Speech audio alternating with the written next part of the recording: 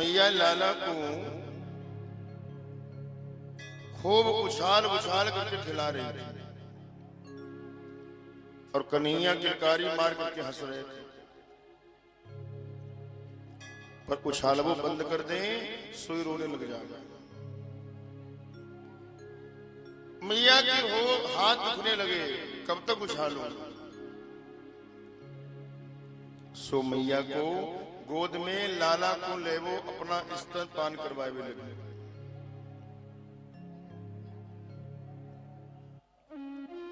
मुग्ध हुए माधो मैया का दूध पान कर रहे थे, स्तन पान कर रहे थे कि तिरछी निगाह से देखा तृणाव्रत नाम का एक दैत्य चक्रवात का रूप धारण किए चला रहा है। भगवान मन ही मन मुस्कुराए। मैया ज्यादा दूर उछाल नहीं सकी, सो मामा जी ने उन्होंने खटोला भेज दिया। अब मैया गोद से नीचे उतार दे तो हमने घूम करके आवे। मैया उतारती नहीं है, सो धीरे धीरे प्रभु ने अपना वजन बढ़ाना प्रारंभ कर दिया और प्रभु इतने भारी हो गए कि मैया को गोद में रखना मुश्किल पड़ गया।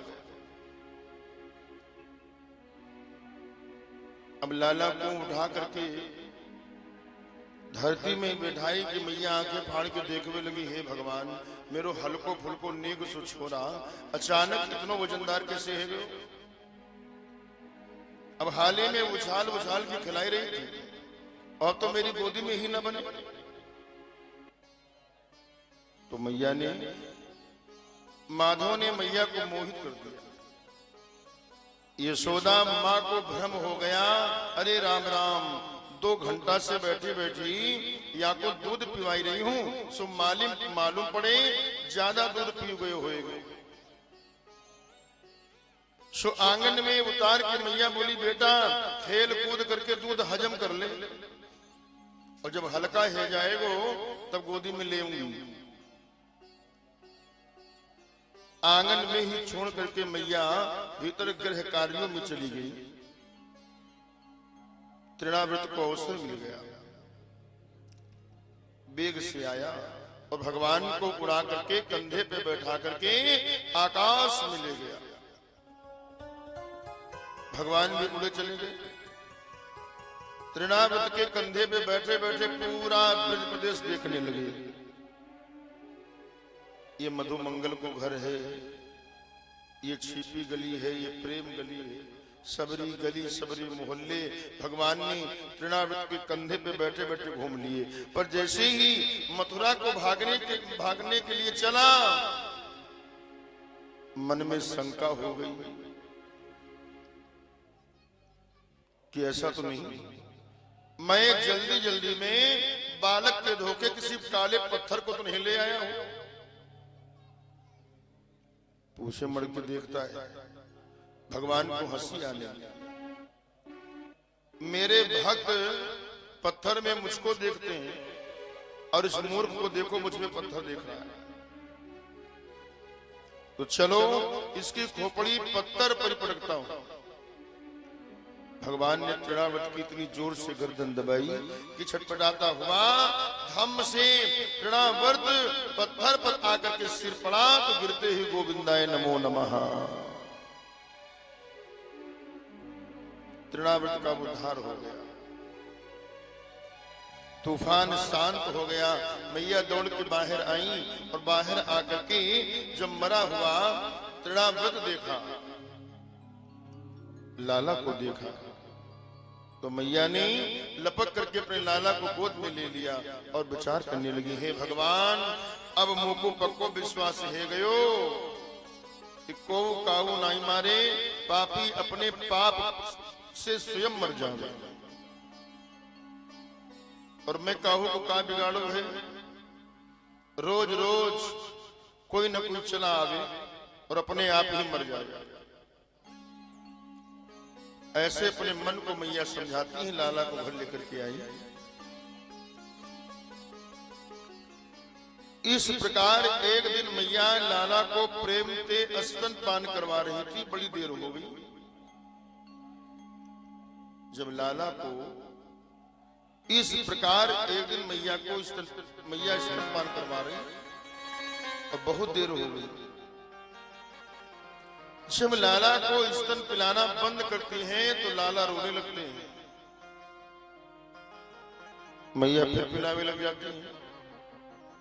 अब मैया दूध भी पिला रही हैं और घबरा भी रही हैं कि लाला ज्यादा दूध पिएगो तो पेट खराब हो जाएगो। सो मैया ने कहा कि दूध पिलाती पिलाती लाला के पांव के तलवे में धीरे धीरे अंगुली को फेरवे लगी। लाला को गुलगुली लगी और हंसी आ गई। हंसी आ गई तो स्तन अपने आप ही मुख से छूट गए। मैया प्रसन्न हो गई। लाला हंसते रहे, दूध पीना भी छोड़ दिए, पर हंसते हुए लाला का मुखमंडल जब मैया ने ध्यान से देखा तो खिलखिलाते लाला के मुख के भीतर सारा ब्रह्मांड दिखाई पड़ गया। मैया घबराई नहीं, है भगवान ये नदी पहाड़ कैसे दिख रहे हैं। डर के मारे मैया ने तुरंत आंखें बंद कर ली तो भगवान ने भी मुख बंद कर लिया। एक झलक दिखा करके मानो भगवान ये कहना चाहते हो कि मैया तू मेरे पेट खराब होवे की चिंता मत कर, देख मेरो पेट कितनो बड़ो है और तेरे इस स्तन पान करने से मैं तृप्त नहीं होता हूं, वरन विश्व ब्रह्मांड के अनंत जीव तृप्त हो रहे हैं।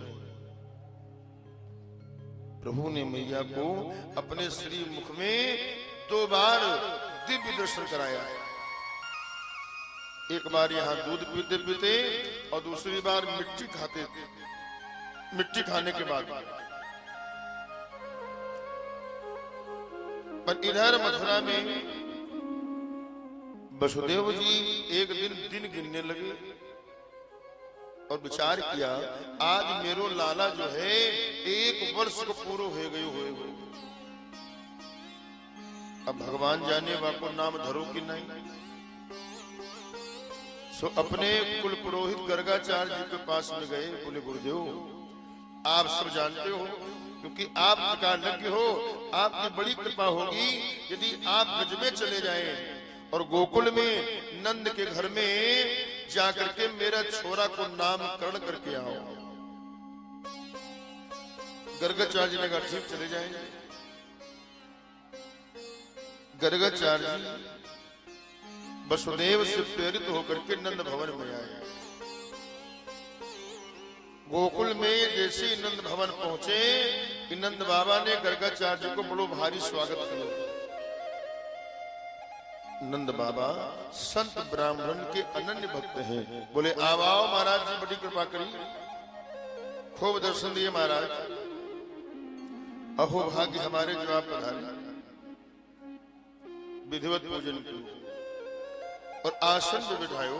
नंद बाबा बोले महाराज आपके आशीर्वाद से आज मेरे घर में 2 छोरा भये, तो नेक उनके ग्रह देख के बता दो महाराज, जब से आए हैं तब से कोई न कोई उपद्रव होवे। गुरुजी ने कहा अच्छा का नाम रखो छोरा को, कौन सी राशि है ये बताओ।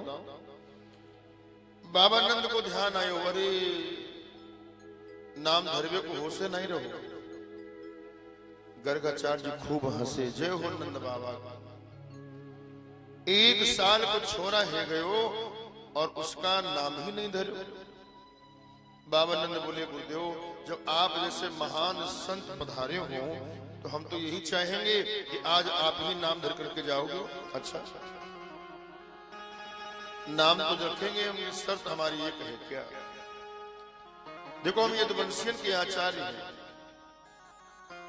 और यदि हमने तेरे छोरा को नाम धरो और ये कंस को मालूम है गयो कि गर्गाचार्य यदुवंशियन के आचार्य होकर के और नंद के छोरा को नाम धरो है, तो कहीं ऐसा ना हो कंस को शंका हो जाए कि तेरो छोरा ये वसुदेव को लाला है गो, तो भैया उपद्रव हो जाएगा।